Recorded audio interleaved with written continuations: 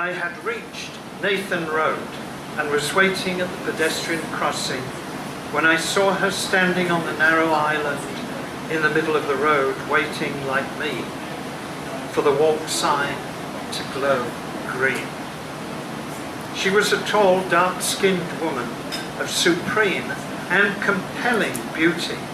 Her features were fine-boned and regular, her nose narrow and straight, her lips pleasingly full.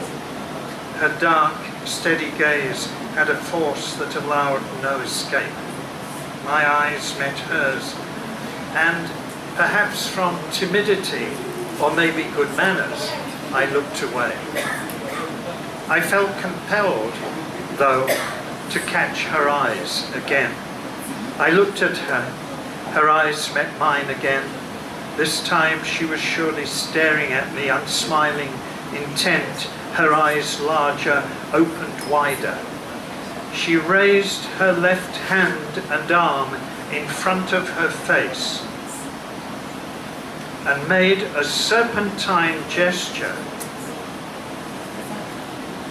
neither beckoning nor repelling, but simply sliding snake-like down in front of her neck and body. I was fascinated by this woman, enchanted by her dignity, her poise, her beauty, the elegance of her dark clothes, and most of all, the strange gesture. She repeated it, still looking me in the eye, calm, unsmiling. It was a signal, but its meaning escaped me. I'd never seen such a gesture before. It seemed natural to her, and yet part of her mystery. Her gravity and, yes, hieratic beauty suggested some ancient ritual of a forgotten culture. Perhaps, too, she was a memory in me of the exalted female figures in Gustave Moreau's sketches and paintings. The small green light for pedestrians glowed in the crossing signal.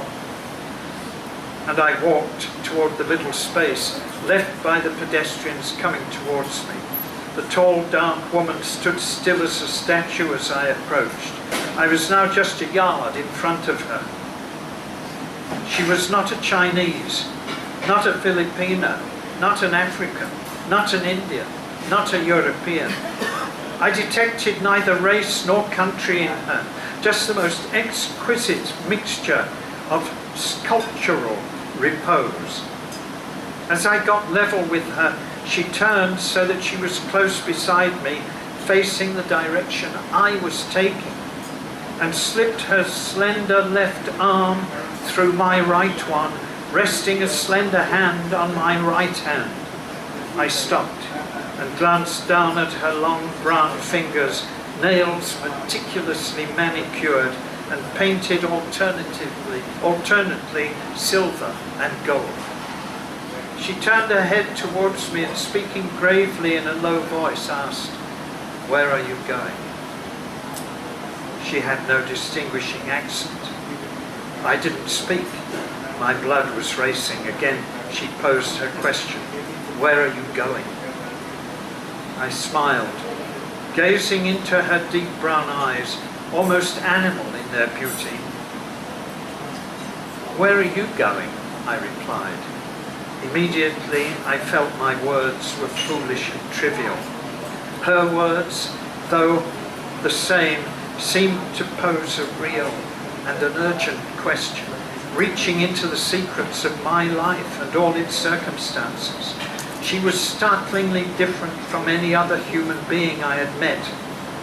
Moreover, she spoke with the air of knowing me already. And the rest is fiction.